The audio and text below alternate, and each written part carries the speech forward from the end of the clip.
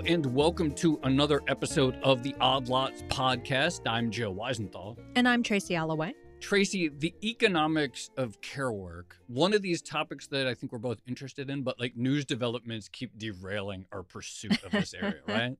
Things keep happening. Yeah, really. And so we can't talk about the economics of preschool. And I guess the one other time we sort of talked about it, like so much of the conversation about like infrastructure or making this economy like more productive, like so much emphasis on like the built economy. The good side of the economy. The good side, factories, and can the factories make good batteries and stuff like that. But I do think that like when you look at like long-term challenges for the US, so many things related to like childcare, elder care is a really big one, and the sort of like the economics of these industries that like aren't going to have like some huge productivity breakthrough tomorrow, where like it takes a lot of labor and they seem to keep getting more challenging for people. Right. In many respects, they seem more troublesome than some of the good sides. Yeah. So I think we talked about this before, but certainly if you look at inflation numbers and if you divide them up by, consumer goods versus services, the really long-term price pressures are mostly on the services side. Yeah. So again, things like healthcare and education. And then secondly, to your point, in some respects, it feels like, okay, if there's a bottleneck of a particular good, well, we can build a new factory or increase capacity at the ports. And, Yeah. I'm sort of simplifying it. But when it comes to care work, there's this massive labor issue, which you can't just build 50 new preschools in a particular city because you would still need to man them. And even then, even if you could get the labor to keep them going, there is a fundamental issue with the business model itself. Totally. And you mentioned the ports and you said you're oversimplifying, but I don't think so. I mean, that is sort of what a lot of this conversation is about. You can expand them. You could, repeal the Dredge Act and allow more boats into the port of Los Angeles. And then in theory, some ports are automated so that one person can do what 10 people did in terms of unloading containers and things like that. I mean, maybe at some point we'll have robots take care of like all old people and children and something, but that does not seem imminent. It seems rather dystopian, though. Not imminent, but very dystopian. But okay, so we have done an episode on this with Nancy Fulbright where we talked sort of generally about the issues at play with preschool education. But I think we need to delve in a little bit more on some of the practical difficulties of running this type of business. Right. And this is one of those things, it's not like a post-pandemic. I mean, it's worsened in this sort of current post-March 2020 era, like the stress that families feel about childcare. But like, at least in New York City, the people were stressed about it in 2019 and 2018 and probably as long, for years and years. So there's like something like deeply structural going on. And you asked a really good question in the interview with Nancy Fulbright. It's like, where does the money go? Where's the money go? Where's the money? Like, what is the cost? I think I'm just going to be asking this question over and over again on this episode, but I do not understand how people can pay $2,000 a month for childcare, and yet the childcare workers themselves seem to be not paid very well. So where is the money going? And I think there are many people listening who'd be like, wait, Tracy knows of a place where you can get childcare for $2,000 Oh, really? month. Sorry. No, I know. Like that's Is like that cheap? I was trying to think of something reasonable. I think that there are many people who pay. I don't know. I actually don't know. But okay, let's find out. It is an expensive cost for any family, particularly in cities. And also, it seems to be the case that the workers generally are not paid all that well in many locations, at least. So your question of like, where's the money going? What's it cost, et cetera? Like, we just need to dive more into that. Yeah, let's do it. Well, I'm very excited to say we do have the perfect guest because he is in this business specifically. We're going to be speaking with Matt Bateman. He's a member of the founding team at Higher Ground Education, which is a startup that has a chain over 120 Montessori schools around the country, mostly under the Guidepost Montessori brand. He is currently technically the VP of Pedagogy at Higher Ground Education, and he knows a lot about the actual business of childcare, where the costs go, et cetera. And so, Matt, thank you so much for coming on the podcast. Well, thanks for having me. Matt, just to establish why we're talking, what is Higher Ground Education? Why was it founded, I guess, in 2016? Like, sort of like, what is this this business that you helped launch? It's a missionary company. So we're out there trying to create more Montessori schools, create more Montessori education. And the fundamental mission of the company is educational or pedagogical, which means kind of related to teaching methods. It's that the kind of support that children get in early childhood centers or even from their parents can be greatly, greatly improved. This is the Montessori thesis, by approaching education very differently.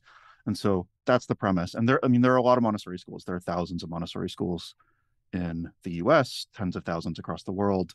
But we wanted to do something big in the space to grow bigger, to create something like, I don't know, like the Whole Foods of Montessori, create a new kind of branding impact and a new reach for Montessori education as we understood it. Tracy, by the way, I don't think this actually counts as a disclaimer. I went to a Montessori school for a few years. I'm a big fan. It's not like one of those things. I have to disclose. For some reason, that doesn't surprise me, Joe. But yeah, from like grade 1 through 3 for a few years, and I had very positive memories of it. I think I went to technically like government preschool. It was provided by the U.S. Embassy. Oh, really? In which country were you in at that time? In Japan. Oh, wow. Yeah. Okay. Well, Matt, can I just ask the obvious question? So a parent or a pair of parents, they're paying hundreds of dollars a month for childcare. Where is that money going? I'm going to answer the question as I understand it. I mean, the unit economics of an early childhood center are pretty simple. It's tuition minus labor minus rent. So is your question just the numbers don't add up? If you've got 100 people in a center times the amount of tuition, that's the list price. It seems like it should either be making like 90% margins or the teacher should be getting paid more. Is that the question? I think it's more, it feels like the teacher should be getting paid more. And so labor shouldn't be as much of an issue as it seems to be currently. I mean, a few caveats. A lot of people don't pay list tuition. So, I mean, even at very elite schools, at chain schools, there's a kind of list price, and then there's graded discounting down to 50% or even lower. And so the average list price can be a lot lower than the list price. The kind of average gross tuition can be a lot lower than the gross tuition that you would get just by multiplying the tuition numbers. The second thing is there is overhead in this business. I think the overhead actually hits one-off centers, kind of mom and pop centers, which are most centers, harder than it hits the chains because of there's regulatory overhead with licensing. There's kind of operational overhead. This is not an industry where there's like a billing system in a box that any preschool center can use, and it's really easy. It's actually pretty difficult to get it set up and chasing payments and chasing parents. Usually the people that set up centers are like entrepreneurial moms that decided to start a preschool 20 years ago, and they've learning the business side as they go. It's a very small business kind of vibe. And in that setting, operational complexity and regulatory complexity, of which, I mean, it varies, but I mean, in New York City, there's a ton of regulatory complexity, eats up costs. And then the last bit, which is a kind of like intersection of regulatory and labor complexity, is there are ratio requirements, and Right. there are ratio requirements, and there are also just requirements on who can work in a preschool at all. And I mean, you see this a lot in places like New York. Like, it's not that easy to find guides that are qualified to work in preschools. You need a certain kind of bachelor's or master's or credential. I can't remember exactly what the details are in New York City. But it's not just like you can tap into a wide hiring pool, a wide labor market. And so all these things kind of intersect to being like, you need to have a certain ratio. You've got some overhead. There's a lot of operational complexity. So maybe you should add another person to your staff. And if you add another person to your staff, which is the easiest way to solve a lot of these problems, is you just kind of overstaff, you end up paying everybody less. I mean, that is the endemic problem in the early childhood market. So that's a kind of shotgun blast overview. I mean, the reality is most centers don't make much money. I mean, a lot of them lose money, a lot of them close, a lot of them have razor thin margins. And even the big centers, I haven't seen Childcare's numbers post-pandemic or the Learning Care Group. But if you look at, I mean, Bright Horizons is public, and so you can look at their numbers. Their early childhood care business, I mean, if it weren't for ARPA money, it would be cash flow negative. Can I just ask, that was a great overview, and I think we're going to drill into like a bunch of the things that you just said, but what is insurance like for preschool? Oh, good Because question. I can imagine that must be, you talk about sort of regulation. I imagine that must be one big risk factor and potentially quite a large expense. We have liability insurance. I don't think it's that significant. I would have to ask somebody else on my team, but I don't think it's really that significant.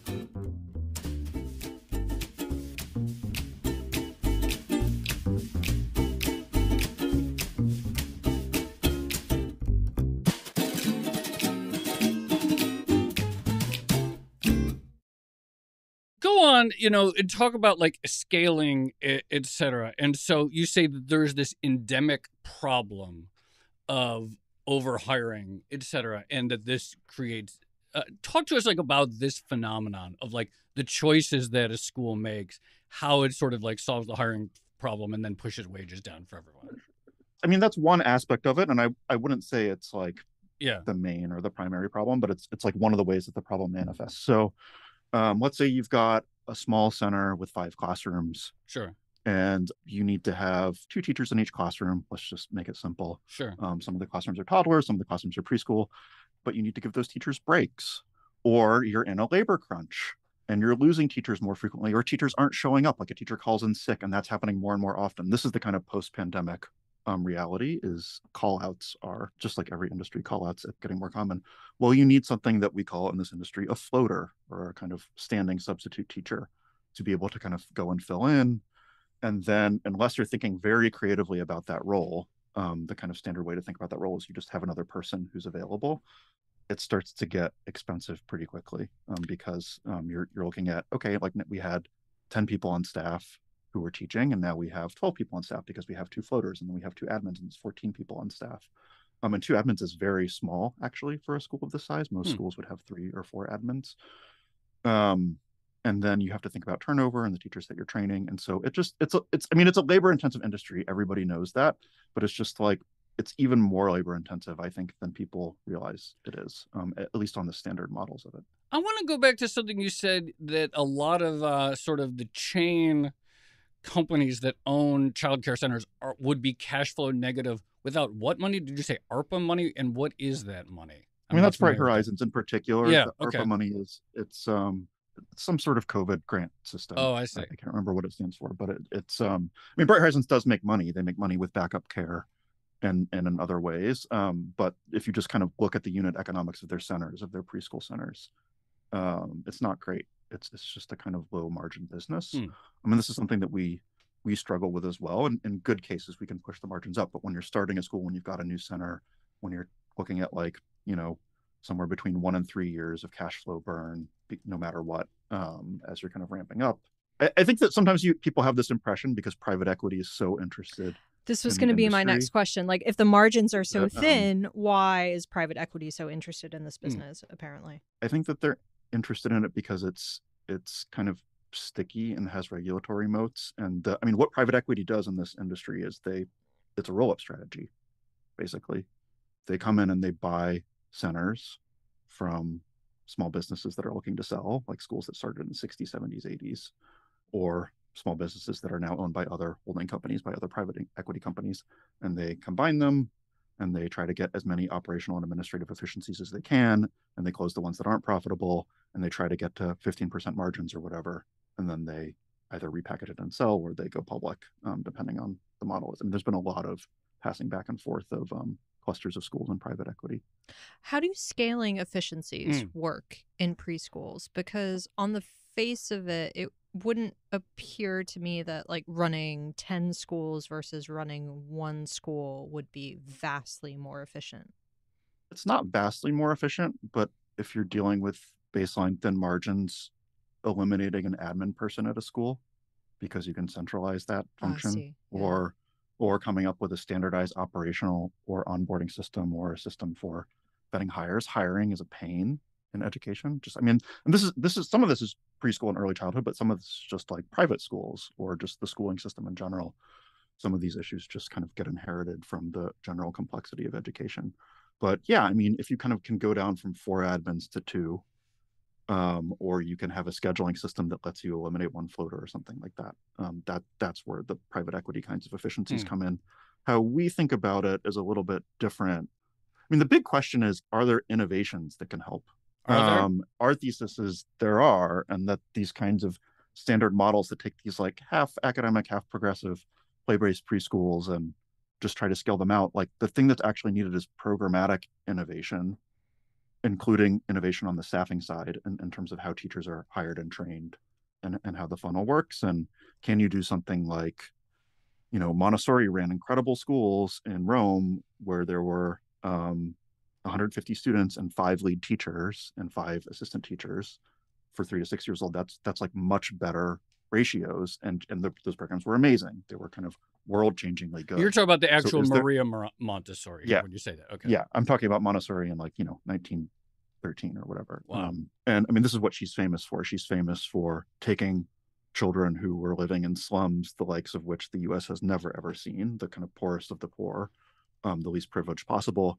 And she had them kind of like happy and reading and academically advanced by the time they were 3 and 4, and nobody understood how she did it, because this was a time when nobody was teaching children how to read at 3 or 4. Even wealthy children weren't learning how to read, and she did it with relatively low ratios and or high ratios, I guess, depending on who's the denominator and what is the numerator. Yeah, exactly. Right. And once you get up to the 3-year-old range and you have a program that's really based on setting up an environment in a certain way and giving children a lot of independence and setting a certain kind of culture in the school, you don't need to kind of staff for supervision or staff for tutoring in the same way.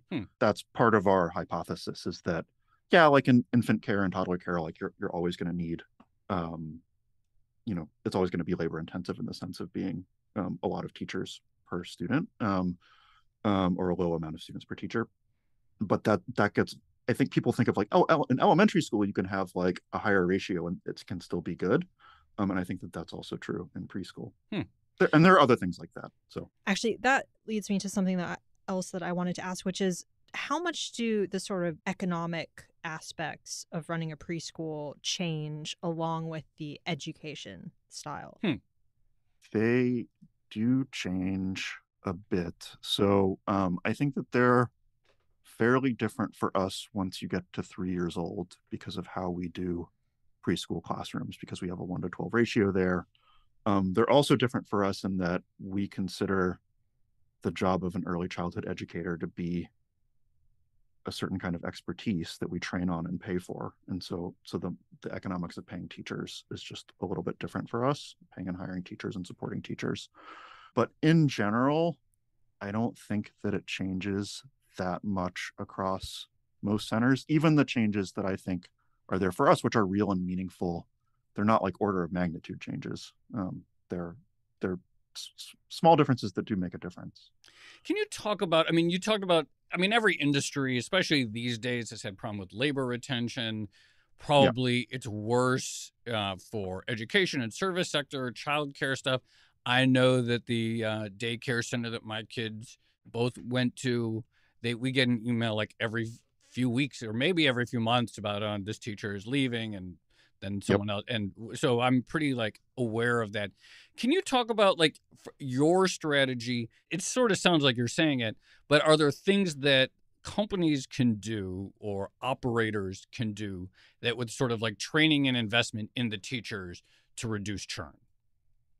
So just the state of the problem is that total labor in early childhood is still less than it was in 2019. Wow. I can't remember how much less. I think it's like 5% less, but it's, there was a slowly steadying increased curve, as there often is in any kind of labor market that's healthy. And then there was a huge drop and it hasn't quite recovered yet. It's been going steadily up since then, but it hasn't quite recovered. Pay has gone up 25%, I think, in the last 2 or 3 years. And that's one of the main things that companies are doing, is they're trying to pay teachers more. We're certainly paying teachers more. I think more, I can't remember exactly how much more than 25%, but more than that is the amount that our wages have gone up. I don't know how much of it is just a wage issue. Wages aren't going to double. Like they're going to keep going up, but they're not going to go dramatically up just because of the unit economics of it. I think that a lot of it has to do with kind of seeing the job as a meaningful career, as something with dignity. Early childhood work is also relatively low status. And then the things that employers can do, or the things that centers can do, is like, how do you kind of actually manifest that, both in terms of meaningful opportunities and in terms of the kind of dignity of the work itself. I mean, I've worked in preschools that aren't Montessori as well as Montessori preschools. You feel like a babysitter. Like you feel like you're watching a bunch of kids and you're running out the clock. And that's just it. I mean, even if you love children, and I love children, and I've done this kind of work, it's like, it doesn't feel like a kind of sustainable long-term thing. It feels like something you do for a while or as gig work. And seeing it as like, this is a kind of expertise and a kind of wisdom, and there's curriculum here, and there are things that you can do and master, and there are growth paths. I think that that's the biggest thing. And there aren't that many early childhood approaches. I mean, Montessori is one. There are others that kind of take it that seriously. Have there been, throughout your career, any shifts in the demographics of people who work at preschools? Like, did it used to be an older cohort and now maybe it's younger, or vice versa? That's a really good question. Anecdotally, I feel like it's gotten younger, but I mean, I've been in this industry for about 10 years, so not that long. But even though I feel that way, like when I'm thinking about the teachers that we're training and the teachers in our schools, like it still really is the full range. So you did see a lot of retirements right around when COVID hit. Right. And that kind of knocks the older end of the distribution off. I don't know whether that's just going to heal over time naturally or whether that's here to stay. Yeah, that's a good question. I want to go back to ratios. And of course, you talked about that, in theory, as, Maria Montessori showed 110 years ago, maybe you don't need as many teachers, once you get to the age of 3 or whatever. Ratios generally, though, regulated, and probably for most schools, the regulations are there for a pretty good reason. And especially if you're going to have babies, and et cetera, like you want, a lot of eyes on them for pretty obvious reasons. But as a company with schools in multiple states, can you talk about, like, you have schools, I don't know for sure if this is true, but in my mind, I imagine that Texas laws are much more liberal about this stuff than New York City laws. Can you talk about what you see, the differences you see from state to state? I mean, some of them are in ratios, but some of it is just like, I mean, I lived in New York for years with a small child and ran schools for small children. It is essentially illegal to open an infant program in New York City for children under 18 months. I mean, it needs to be on the ground floor, and you need to have 2 egress. I mean, just the space requirements are so onerous, and then the kind of licensing review process is so onerous that it's really, really hard. We have infant programs in New York. I'm pretty sure, because I'm pretty sure I think at least one of my kids was in that program before 18. I'm overstating it. It's not illegal. No, I know it's not. But it's legal. It's just hard, especially if you're kind of looking at kind of entrepreneurial one-off mom and pop operators. It's really, really hard. And that's not true in Texas. But I mean, it's not that easy in Texas either. There's still a licensing process. So there are big differences. There are some differences in ratio requirements. In Chicago and New York, the ratio requirements are a little bit stricter. It tends to be the licensing process, the space requirements. This is another thing that you can get with economies of scale if you're opening new centers, which we do. We don't just do acquisitions. We open a lot of new centers. There's a construction process that has to happen with almost any space, and that means that you need certificates of occupancy and licensing, and there's this whole process. And in some places, we've got it down to a few weeks where we can do that, like a couple of months for construction and the licensing process and everything. And in other places like New York or San Francisco, you're looking at like a year, 2 years even, and you're carrying the costs of the space and possibly staff, depending on what you're doing with it, for that time with no enrollment. How competitive are preschools on cost? And what I mean by that is, how big a concern is it? Because on the one hand, I imagine that, it is a sizable chunk of money for parents who are spending hundreds or possibly thousands of dollars a month on this expense.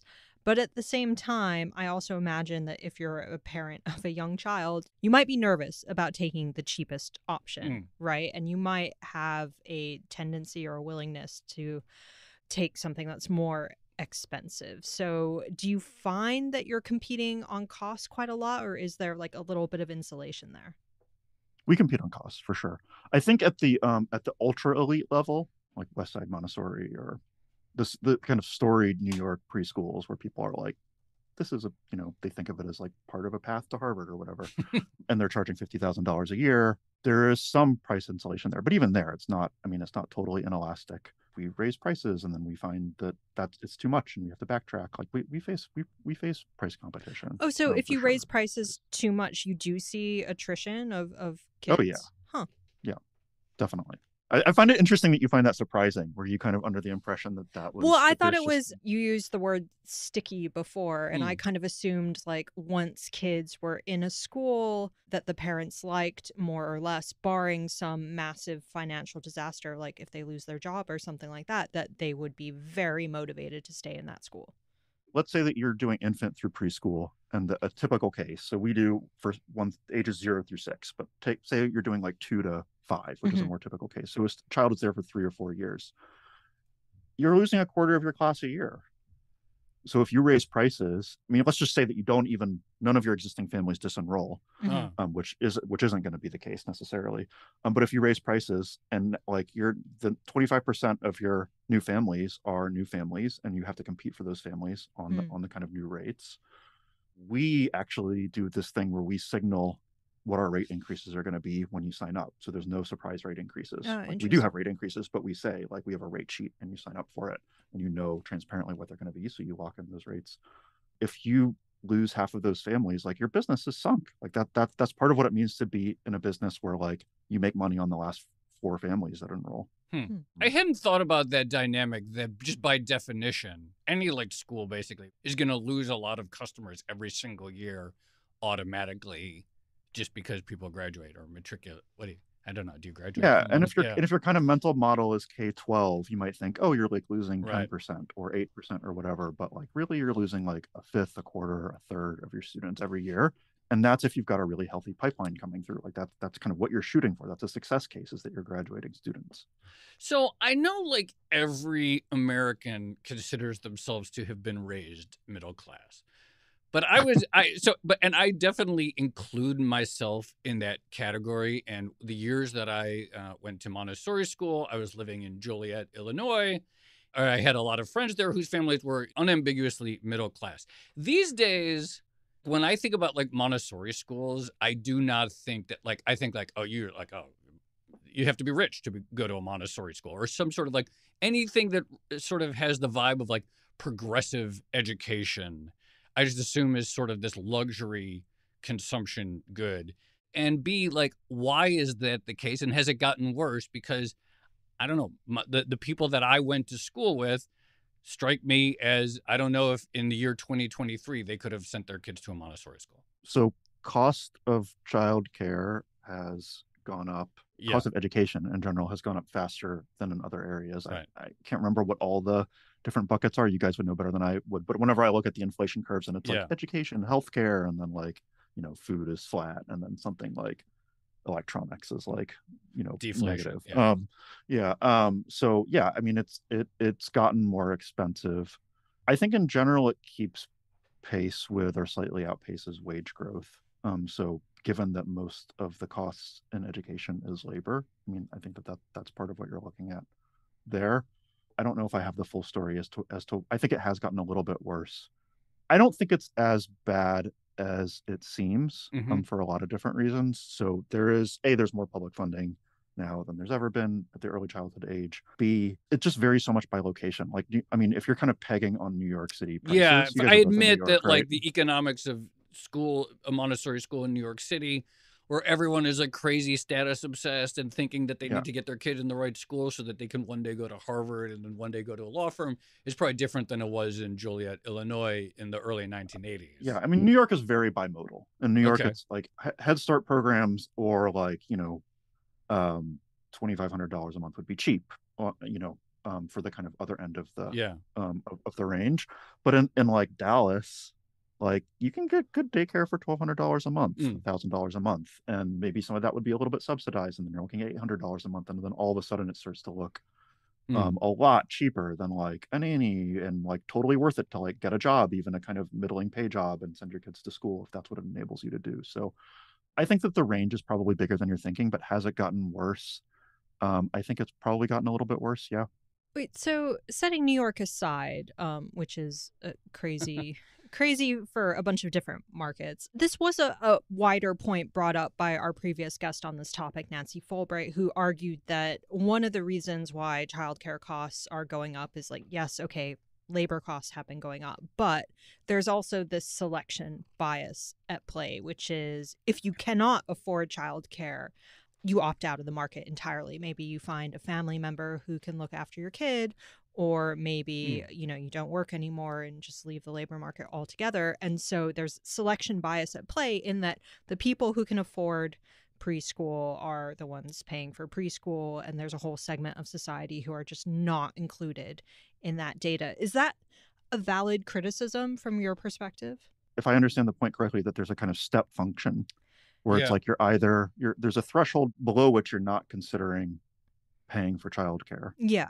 And there's a threshold, and that threshold has probably gone up, Mm-hmm. right? Yeah, I think that's true. There are kind of interesting little submarkets of the early childhood space, like at home care or in home care, where like a teacher runs a program out of their home, and they might take like 3 students or 5 students or something like that. I think that if you wanted to kind of lower that threshold of and the kind of cost threshold, I think you would have to think about how do we see a lot more of that kind of model where you've got a neighborhood, like where a lot of neighborhoods have schools where like a mom whose kids have gone to college like looks after 3 or 4 toddlers, and kind of what are the economics of that. That is I mean, that is not usually either illegal or not, or kind of highly regulated, and it's also, we just don't have a culture of that kind of thing. But yeah, I mean, in terms of the question, is there a step function? Is there a threshold effect? Does that drive up pricing? Yeah, I think almost certainly does. You know, it feels like there's this whole range. There's the heavily subsidized schools. There are the sort of mom and pop schools that were like, you know, maybe in the 1960s or 1970s, and someone set up a school that's sort of like out of their house. And I think my sister went to one when I was growing up. Like, it was literally like in our neighborhood. It looked just like a house. And then there's all these like private equity ones. Like, do you have like this sort of like broader, what does the whole like market look like? How much has it gone corporate versus say 20 years ago or so forth? It's mostly mom and pop. Still. Yeah, I think the official numbers are that it's like a $70 billion a year market, but it's higher than that. I think that that's an underestimate for various reasons. So if you say it's like $100 billion total addressable market early childhood centers in the U.S., and you could broaden that to be like 200 billion if you included just nannies and other kinds of child care expenses. Kinder care is like a 7 billion revenue, and it's the biggest by far. Okay. And then you have Learning Care Group and Bright Horizons. That's another 7 billion. Spring. So probably like 10, maybe 15% of it is PE or other kinds of big companies, and the rest is really mom and pops. I don't know exactly what percentage is subsidized because the way that the subsidies work is so varied, and often subsidies go to private centers. It's unusual for there to be like a public preschool in the sense that there's a public school, but most, I mean, the kind of chains, like, I mean, you know, we're a drop in the bucket. Right. You know, higher ground schools. It's a huge market, and it's very, very fragmented. The biggest players are like, you know, the biggest company takes up like less than 5% of the market probably.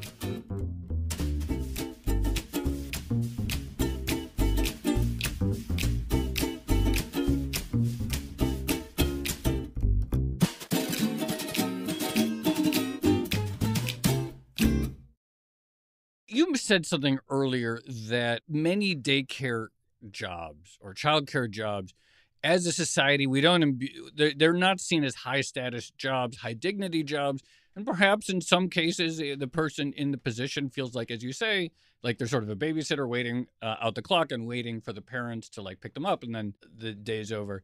Can you like talk a little bit more about the structural challenges that pose? Because at the end of the day, like there just seems to be like this mismatch, like in who is going into, you know, the supply of future teachers, like who is going into this career, and like, are there policy levers that you think could be done to sort of increase the number of people that want to make this a career in some way?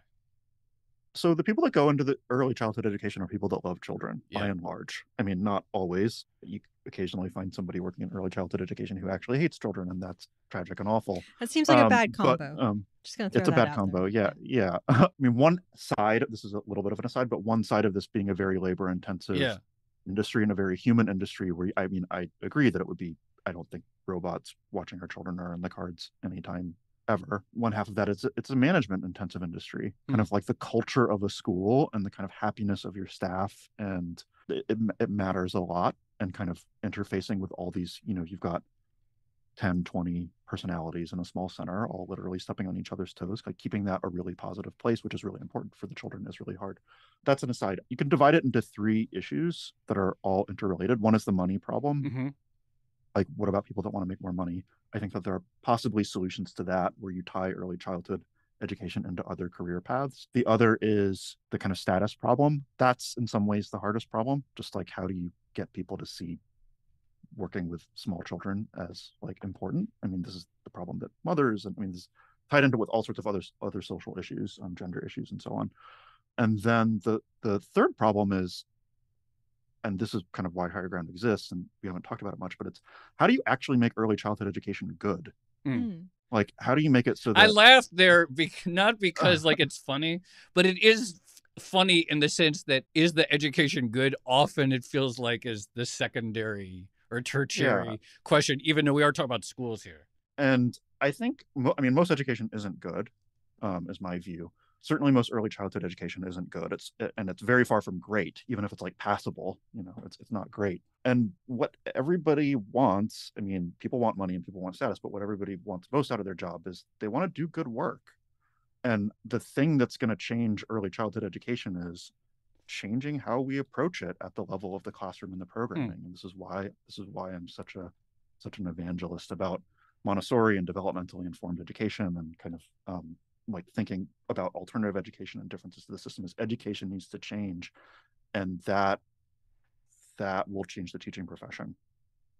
That change would, it goes along. This is why part of what we do, we run a training center. We train 1,000 teachers a year in our Montessori training center, our kind of accredited training center.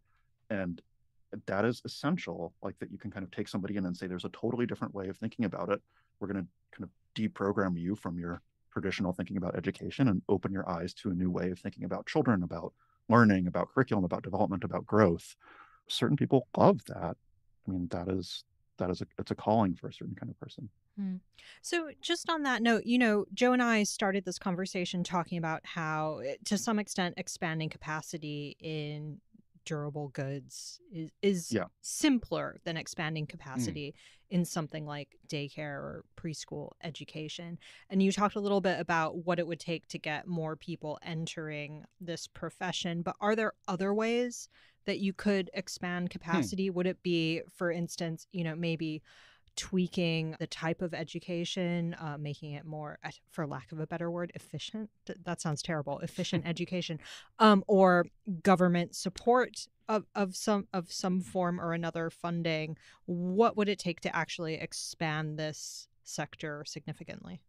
Okay, here's the standard narrative. I don't know how much I believe the standard narrative, but it's out there and there's probably something to it. There's been a kind of collapse that the pandemic accelerated of families that put down roots and they know one another and they get to know their neighborhood and they might have extended family in the area. And this is how they kind of raise children. The kind of critical narrative is like, we've become more atomized as a society. So like, we don't know our neighbors. And like, if you're got 2 working families and you need help with childcare, you've got to hire someone. And that didn't used to be the only or even the main solution to early childhood education or childcare. To the extent that that's true, I think that's probably a half truth. I'm kind of skeptical of kind of atomization narratives, and I'm generally skeptical of like, there was a golden age where childcare was great, right, where you could take your kid to your neighbor. And but to the extent that that's true, I do think that there need to be kind of different operating modes for early childhood, where we're doing things like, we are running preschools in neighborhood houses. We'll like rent a house, like a 5-bedroom house. We'll move a preschool teacher into that house and we'll say, we'll pay your rent. And like, in 3 rooms on the first floor, like you run an early childhood neighborhood center. And like that kind of thing is the kind of thing that we're experimenting with. If that was more common, more standardized, more culturally accepted, and we got better at it, not just we as in Higher Ground, but just as a culture, that was a kind of problem that we really were invested in solving. I think that kind of shift would be good. The early childhood center model, the school model in general, even just like you go to school for 8 hours a day until you're 18, like it's getting disrupted. And that goes all the way down to childcare and early childcare. And there's a question as to what it looks like. What do microschools look like? What do homeschools look like? What are the whole range of homeschool options? How do you get expertise in this area? It requires thought and innovation, and it's an exciting time. If you squint and you look at the industry as like, this is where it's at right now, it looks very dark. I mean, it's like there's a labor crunch, education is very bimodal, it's hard to expand capacity. But if you kind of step back and you say, parents are really skeptical of existing institutions and people are hungry for something different, I think you can be a lot more optimistic. And I think we will see changes in the next 10, 20, 30 years in this space. So I just have like one sort of last question, and maybe it sort of very ties into this, what you were just talking about. But like, people have this idea, and I think for like good reason, that we should have publicly funded childcare from day one. We have this sort of strange system where the public schools are, as everyone knows, in large part places where people, a big reason they exist is for working parents to drop off their kids. Hopefully it's a good education, but also a big part is just this sort of this free childcare, but only once the kid turns like 5 or 6 or whatever the exact age is. So let's say like we wanted as a country, like this doesn't make any sense. Like, why do we only start this at age 5? We want to start it from like day 1 or, month 3 or whatever it is. What would be the biggest constraints to being able to make that happen? So I'm very skeptical of that solution, both like philosophically and politically, but also operationally. I would say, and I should also say, there are people, especially people in the Montessori world, who think that is the solution. That is obviously the solution, is to kind of integrate Montessori with the public space in multiple ways. There's a debate about that. I think what you would find really quickly is that making early childhood education good, like really good in a way that actually meets children's developmental needs, is harder than getting elementary school right. That's harder.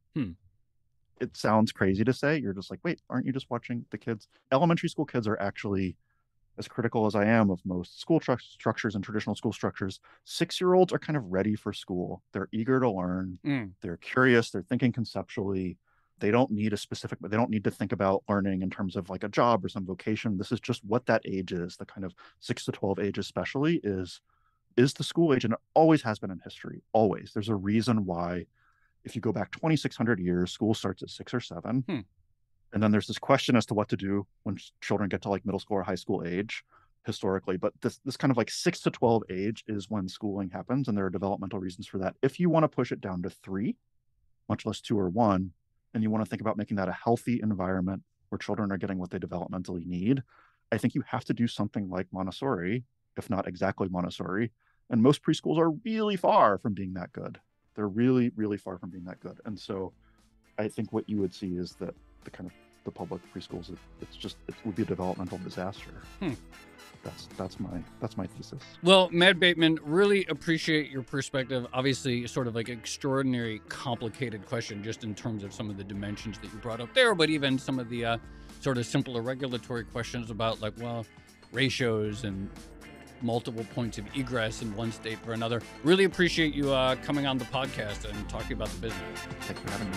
Thanks so much. That was really interesting. Yeah, thanks, Matt. That was great.